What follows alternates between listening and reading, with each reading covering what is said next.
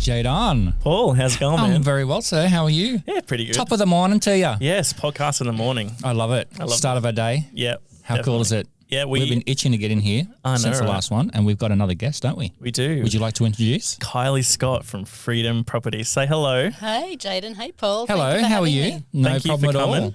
all. You started working for a lawyer back in the day, didn't you? Yeah. Oh, just when I first started working, First I did started a working? traineeship with a solicitor. That's awesome. And it was my kind of first, I think at that stage, I thought, I wouldn't mind becoming a lawyer. And that soon changed. And then after that, you spent 24 years in the Maritime sector. So what was that like? So I started working on boats when I was 14. And when I was 21, I did my commercial boat license, maritime engineering ticket then, and then spent the rest of the time on Sydney Harbour, and I feel very, very, very lucky. That is so cool. Wow, that's awesome. So what are some of the things that you did in that 24-year period then? From driving, I remember. It's like a big, big family, and anyone that has ever had that life, there's nothing else that sort of parallels to that. Maybe you might have airlines that have that camaraderie or army would give you something, police force, and the maritime sector was like that. It was just one big happy family. So I Yeah, worked because across. I guess like you'd spend so much time like away at sea and stuff and doing things like that, wouldn't you?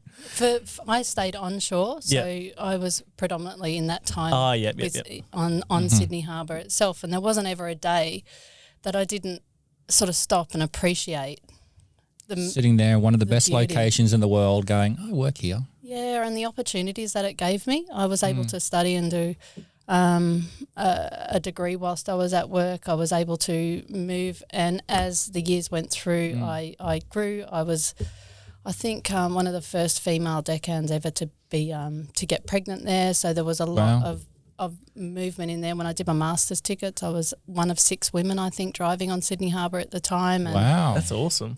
it was about a 3.7% density at that time of women. So we really did push, I think, the boundaries. And wow, so there you go. When was that, like in terms of a year period? I think I probably left about 7 years ago. Yeah. 7, 8 years ago. So you started when working Sydney there. Ferries privatised. Yeah. Was that 90s or 80s? No, 90s, wouldn't it? 24. When was I'm it? terrible at maths. The bicentenary, 1988. Yeah. Wasn't it? Yeah, I think so. So somewhere there. And so I think part of that role in the end, when I was studying, it really sort of took me into that representation role, and it ignited a fire in me. And I was liaising between the HR department. I was representing women in the workplace at that stage, and it was just like a flame that just ignited there. And that ties into the journey beyond that and transitioning out of a job that you've had for 24 years into that next career path. And and what do you do after you've been in a role for so long and have transferable skills? So yeah, because you studied applied psychology and became a qualified counsellor, and you've also worked in the trade union movement as well, haven't you? So as I just said, coming out of at the end part of working on boats, and I was representing women in the workforce, and trying to get great outcomes in a very marginalised sector, it really, really opened my eyes. And together with the studying that I was doing, and I was also working with disadvantaged children in part-time from lower socioeconomic backgrounds. I was even working with opiate addiction, having exposure to that and the impacts that real families were going through with that. And I think the degree, what I took out of it then gave me lessons for every aspect of life, and that is, where are you at? Where do you want to be? And what resources have you got to get there? And I applied that not only to me as a person, but to every single person that I ever encountered afterwards. And it was the most powerful tool that I have ever experienced. You know, if you're talking to someone that's suffering mental health issues or transitioning into real estate and that representation, or in every aspect as a parent, and predominantly as real estate now, it's what's transitioned me. So you have a real estate agent that is very sales focused, very driven on numbers and goals and all the rest of it, where that model doesn't fit with me, and it can be quite controversial, as opposed, or I can be quite put off by the typical sales model. So that was the early transition,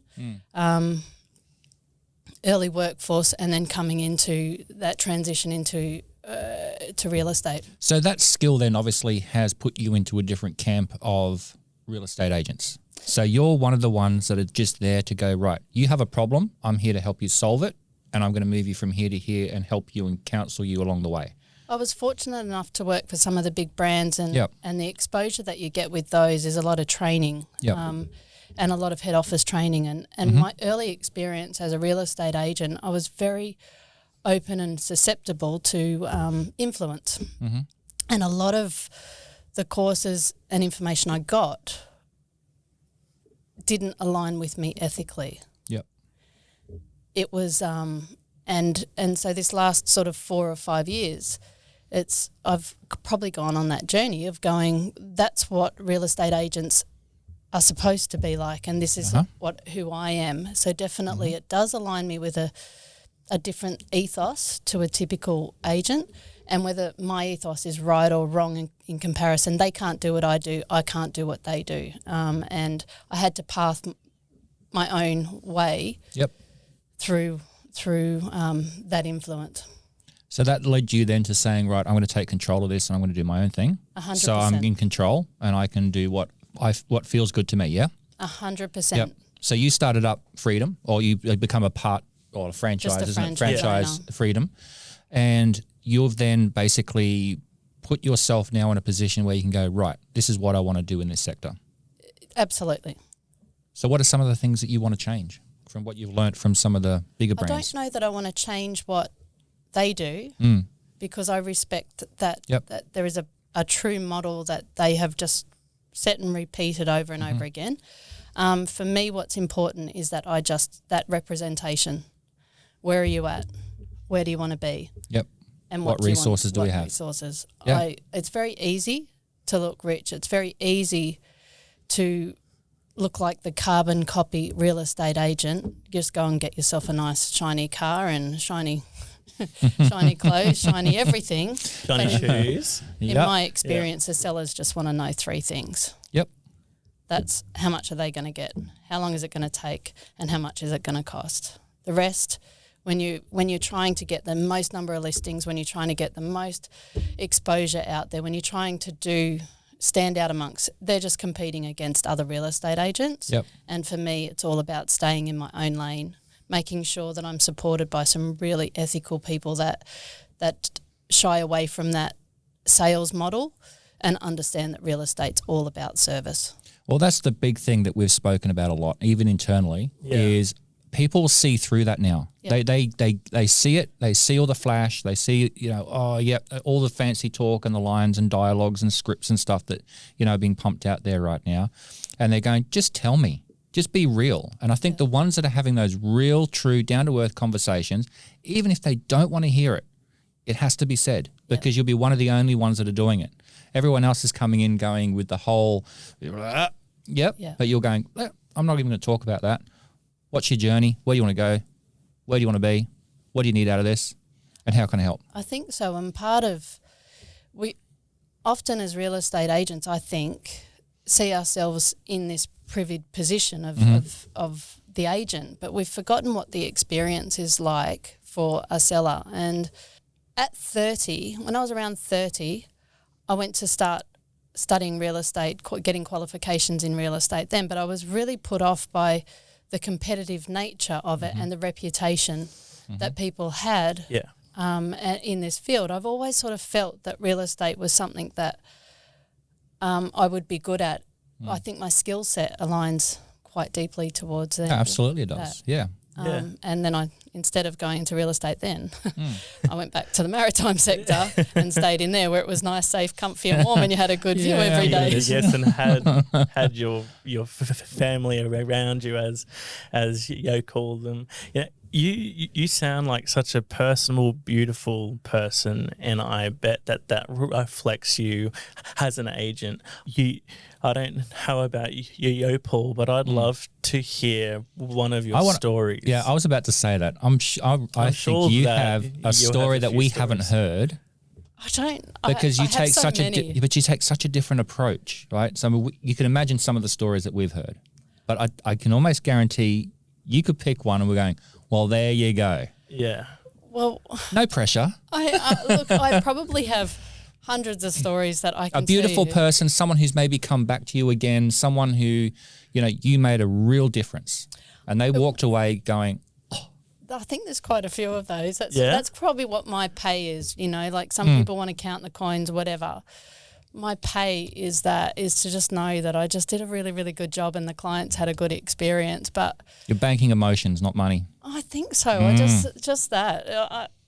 That's honestly, truly who I am as a person. But recently I just sold a place in Morningside and my clients work for one of the airline companies and they were just undecided because they were about to have a baby about whether they should go to market or not, So we kind of sat there. This is the second time that I'd been into the house and there was no pressure.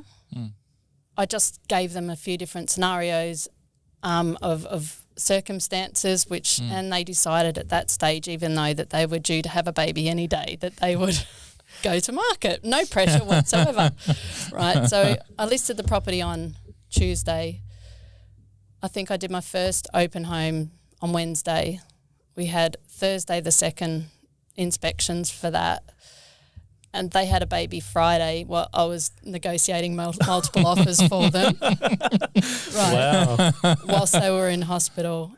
And then we did the open home on Saturday and I got the pest and building done on Sunday morning before they came home from hospital. 4 weeks later, they're out the door, with their brand new baby. 4-week-old baby. Wow. We had so much fun. And these guys, I just refused to give them any pressure whatsoever. Yeah. But how insane is it to know that in the space of those few days, whilst they were having their hospital appointments, I was doing open homes. Off to hospital, you kids, sign a contract, go home. And you use this pressure of them still being in hospital, coming home to get it all done in that space of time. It was beautiful. It was so, the neighbours, it was just awesome. The neighbours were bringing me up food. Is that apartment building that? Yes. That was such a beautiful couple. Yes. In a beautiful apartment as well. It was really lovely. You make it look, all the photos, Jaden, that you do for me are just magical. The videos. You're making me blush now. Look at him. You really all do. on camera and things. Makeup. I'll keep going. I know, but what you wouldn't see here is the amount of takes that I have to do for the videos. I get so nervous and tongue-tied and Jaden just rocks it every single time. He just makes me feel so warm and Jaden shot the videos. There's one that I did with a hard hat and a hammer. We couldn't hide the fact that it was a renovation. That was a good one. And he made me run down the street to the beach in high heel shoes and a dress on once for another one. And they're the videos that people talk about. So I'm really looking forward to Jaden sort of his work of art of just bringing more of my humour into the property. I don't know if we'll ever be a plum where I'm diving into the pool or no. Well, I'll give it time. but we'll make you like a Kylie. Yeah, do you know what I mean? Everyone's got their own. Yeah, that you should. Like I said this on the podcast earlier. It's more about there's so many people trying to be somebody else because their thing's working, and they know those. And people who watch those vids know who they are, and they don't need to scream who they are because of their style. Yep. What you have to do is create your own style. So when people see your videos, they know that's exactly like. You don't even need to be on screen for them to know this is a Kylie video. This is the stage which we want to get to because then it'll just work and it'll be beautiful and I can't wait for that. And I think too, the videos, definitely there's a massive push, and as the social media world grows and the media world grows to these things, there's a massive push for us to get there. And it's just a bit like a signboard, and it's not necessarily the signboard that's going to sell the house, or it's not necessarily the video that's going to sell the house. It's just another element of this sale. And I pride myself, this is so controversial in the real estate world, but because I'm not, a Hollywood actress, these videos are my videos that I pay for, and I don't pass on to the client because I'm not a professional actor. Yeah. This isn't about me trying to pretend that I'm a professional actor. The videos are another insight to the home and how I feel about the home and my experience when I'm in there too. And so I'm so pleased I would feel guilty if I passed that cost on to my seller, even though it's their house. The video is about the house, and it's also about me, I feature in that. And until I command like Angelina Jolie money to be a star, I'm so pleased to say that I add these videos at my expense. I have to ask though, because over the past few years, videos have been getting more and more popular. Yes. Absolutely. Why is that, in your opinion? I think that the push for, again, social media, people, for me, if you'd read a long article as opposed to watching a 30-second video is much more appealing. We're moving fast in life. I'm at the traffic lights don't ever drive near me. My daughter reckons that I'm the most distracted driver on the road. Jesus. But, we're at the traffic lights and that's appealing to watch that short snippet of that, as opposed to I really couldn't read as I was, and I'm not suggesting that I watch videos as I drive. No, Kylie pulls over safely to do all of her phone work, don't you, Kylie? Don't you, Kylie? So I don't have the reputation of being the most distracted driver. I'm on the run. I totally agree. Like people, the way that I see it is like people are getting more and more, let's not say lazy, but they want information fed to you, and they're time poor, and what they do is they can press play and it's like it just gets shown to them. Like they don't have to scroll, like they don't have to read, they just get sort of the experience, and I think that's... Well, we've noticed that in our little space. Yeah. So the clients that we deal with that have all the bells and whistles on their properties are moving them so much quicker than what they used to. Yeah. Now, what's happening now is we had that COVID period, and then the 3D Matterport was introduced in a big way, and people thought that, hey, we need that because of the open home lockdowns. But the ones that are continuing to do it are the ones that are still realizing and seeing how much people need to know about the property before they make the inquiry. So that's staying. I think too, as well, from a different perspective, it's about confidence as me as an agent, and that I've delivered on what I've promised the client. Yep. And that's exposure. And in my previous experience working with other people, they've downgraded what that exposure looks like. I've had to sell. I've had to downsell. Is that the right word?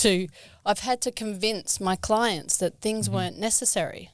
How would I know whether they're necessary or not? Yep. I'm not buying, and there's so many statistics about different methods. I only need one buyer, and I don't actually know where that one buyer is coming from. So to have all these different platforms and to share this, many agents don't want to put a picture board out the front of the property, where I choose to do that every single time. Some agents will only use photocopied material. Well, I won't. I'll use, really high quality print material, right?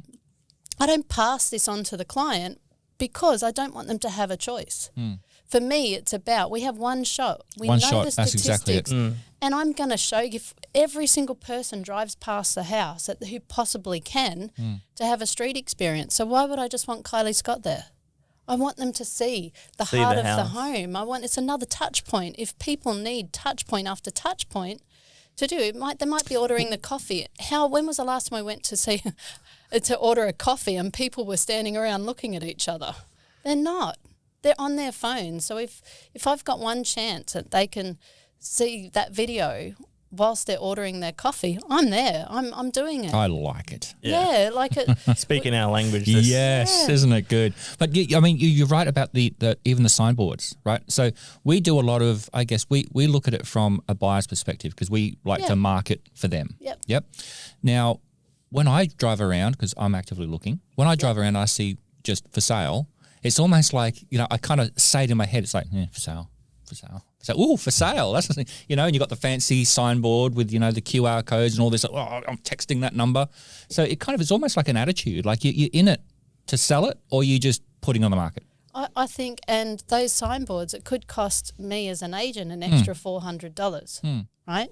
As opposed to a standard board, or I can get it moved for $50. I can buy the board outright. And so each it feels sale, lazy, does it not? Maybe not lazy, but I've had to convince my seller that they don't need one. And the truth is that you possibly don't need a picture board out the front to sell the house.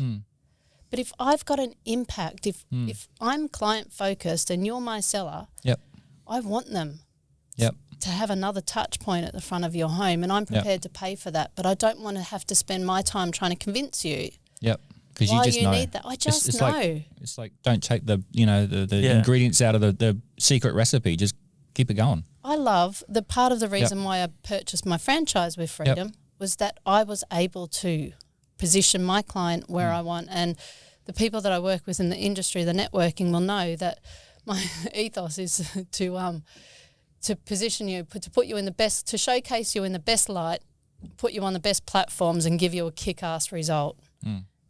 And by far, each property that I ever sell, that I ever take to market, I will deliver on the same results time and time again.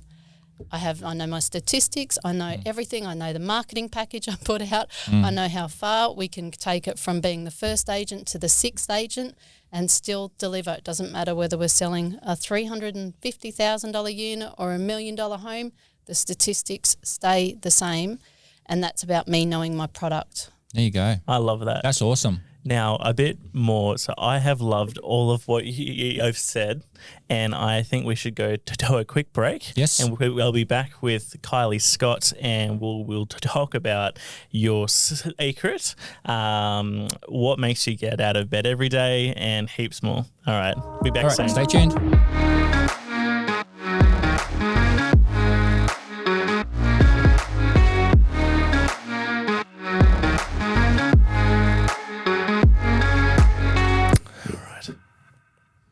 Good to go?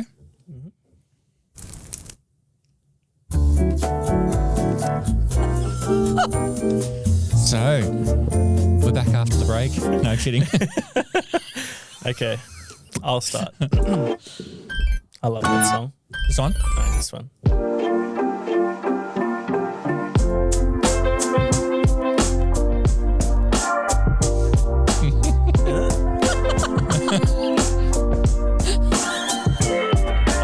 Dancing on the I feel like I should be passing around a tube, you know? Dude. What was that you just gave me before?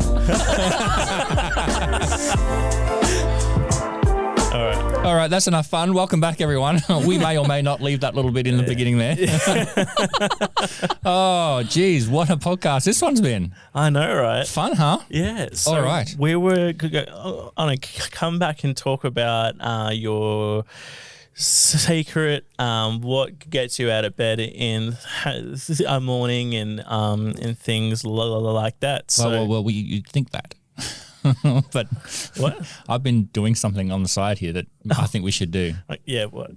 So, we're not doing that bit. Okay. I reckon we do rapid fire. Yes. What's rapid fire? What do you reckon? We love it, don't we? We have not brought this into Real Estate Raw yet. No, this is like a secret game show that we have on our other thing. It's pretty cool. We love it. So I've already written a couple of questions because I just want to do this. This is going to take you by surprise. I feel nervous. Are you ready? It'll be fun. Trust us. I don't know if I'm ready. But, okay. wow. Welcome to Rapid Fire.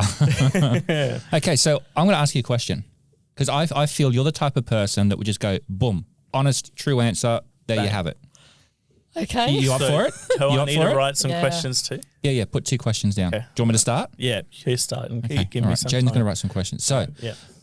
we're going to play a little bit of introduction question music, and then the timer starts. You have 60 seconds to give us your best answer to that question. And what about if I don't want to answer? Can I say pass? No, no pass. No phone a friend. Well, we did phone a friend. No, anyway. No phone a friend. Oh my God, this sounds okay. Let's It'll be get. fun. I'm up It'll for be it. different. You're up for I'm it? up for the Okay. challenge. You In ready? good faith. All right. For someone that I think needs to be prepared, I don't think is going to like this. I'm having second thoughts. Well, hey, whatever no, for let's the just do it. content, right? All right. Yes, absolutely. Is there a reason why you haven't done this on the other podcast yet? Probably. Yeah. Do you know when you're at Movie World and you're just going up on that Joker ride? This Yeah. is kind of like Yeah. the feeling that I've got now. The anxiety. When's it got a dip? Yeah. Look, It's her coming palms on. are going already. It Let's is, it quickly, is. let's just start before she runs out those curtains. Go, I'm out of here, boys. You ready? All right. Okay. First question. Okay.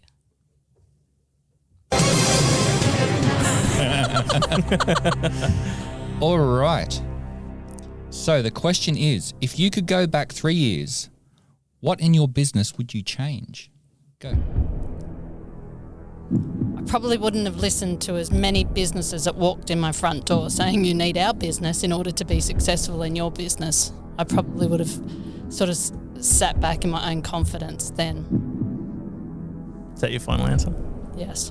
Oh, that was quick. That was, I think we've got 45 seconds left. You got 60 seconds. I only need 20. 60 seconds for each answer. Yeah. Oh my God. Would you like this to podcast elaborate? is going to go for an hour. No, would you like to elaborate? I think I was just so influential at the start and Oh.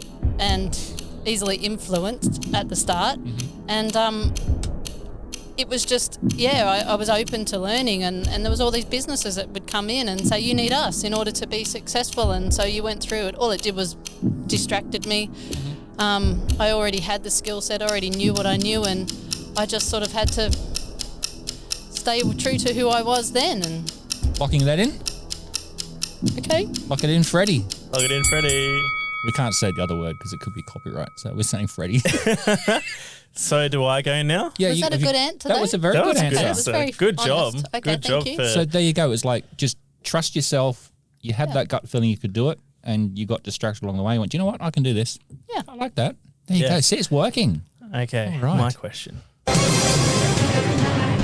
All right, Kylie. Yes. Kylie Scott, Yes, Jaden. Freedom Property. Yes, Jaden. What was the transaction that tested you the most? I think sometimes when you do everything you possibly can for the seller and their expectations of the market just are a little bit too high or the market doesn't deliver and someone has to be the fall guy and you're usually the fall guy and so that they're the ones that are the hardest.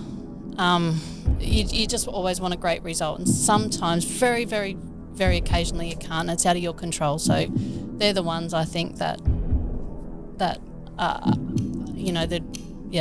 Testing. lock it in. Freddie. Lock it in, Freddie. Yes. She's quick. He's quick. There we go. All right. This was supposed to be So- rapid fire. I'm we'll just- expecting like we'll just- 60 I think 60 seconds of seconds madness. is way, but 60 seconds goes really slow when you do this, doesn't it? Because it's still ticking. Still going, Jaden. There's What do you want to 10 call it? seconds. I'll Call call it. it. Ready? Right in the bell. Go. See if you can time it. 3, 2, 1. Oh, snap. Hell yeah. There we go. Oh, so is it time for your question now? Yeah, I've got another one. Okay. All right. Are you ready for number 3? Yes. You doing all right? Bring it on. All right. Oh, listen to that confidence. Here we go. All right. So, next question is the one piece of advice you've ever received that you want to share. My dad, he said to me, you don't always have to get it right or wrong. He said you just have to be consistent. That's my one piece of advice. So why did that resonate then with you? Because I had 2 babies. I just got divorced and I had a 1 and a 2-year-old and I didn't know which way was up. So he said, I rang him and he just said, you don't have to get it right. You don't have to be right all the time. He said, you just need to be consistent and how true that is. And I set my path. set the boat on a course, and I've just stayed there ever since. I've just looked forward and forgiven yourself if you haven't got it right, and just be consistent in who you are. Know who you are and just rock it. I love it. I love that one. I love this. I knew this would work. Yeah. This is not rapid fire though. Yeah, yes. We should maybe change the name Yeah. to like unexpected questions. Yeah. Yeah, you know what I mean? Put you on the The word spot. rapid is the hardest one. Oh my goodness. That was okay. good. So then Back to you. I'm One doing more. The last Lucky question. last. Okay. Mate, is it a good one? I think so. It's a good one. Here we All right, go. let me see. All right. Oh, here we go. He brings all This the is a nice surprising- personal one to end on. Ooh. Okay. So Kylie Scott, Freedom property. Freedom Property. Jaden, Paul. What is the one thing you miss the most from the maritime part of your life? The family. 100% the family, and the feeling of familiarity of doing what you do, and that just the beautiful scenery every day, the magical city of Sydney, but it is the family and the experiences that you get there, and from meeting such amazing people, and real estate it's less teamwork, even though there's a lot of the word teamwork in there. It's an individual job, and I love the connection that I have, that family connection that I have with all my clients. Is I get that same stimulation from them, and delivering on those. So There you go. That's beautiful. That is good. I Nice love one, that. mate. That's all right. Locking that one in. lock that one in. Lock it in, Freddie. Lock it in, Freddie. Call it, Paul. And now. Not quite. Oh, That's rapid. that is rapid. Awesome. Wow. Thanks for playing. Thanks No for playing problem. that game. Did How'd you like it? I did. I liked it, but it was more about that log ride Yeah. at movie world as opposed to the Joker ride. Very slow moving. Yes. Oh, With a please nice make this splash go at the away. No, it was enjoyable rather That's than good. Yeah. I thought that I was just going It's to going to be slapped with questions. Yeah. Yes, maybe we should change the name to Yeah, we didn't think about the that, log did we? ride. Unexpected questions. Unexpected. Dun, dun, dun. I don't know, something like that. Oh, thank you so much for coming along today. No It's been problem. great. So, I hope that you have had awesome fun. information. Yeah, did you have fun? I Do you had like this? so much fun. Yeah. It honestly, it's just given another an opportunity that I would probably not have otherwise done. So thank you so much. I think life's about learning and capturing these moments, and this has been extremely pleasurable. Oh, awesome. Oh, That's so lovely. we Can I come back tomorrow? Oh, I love our guests. Thank you. Good Cheers. job. All right. Thanks, Kyle. Talk Have a soon.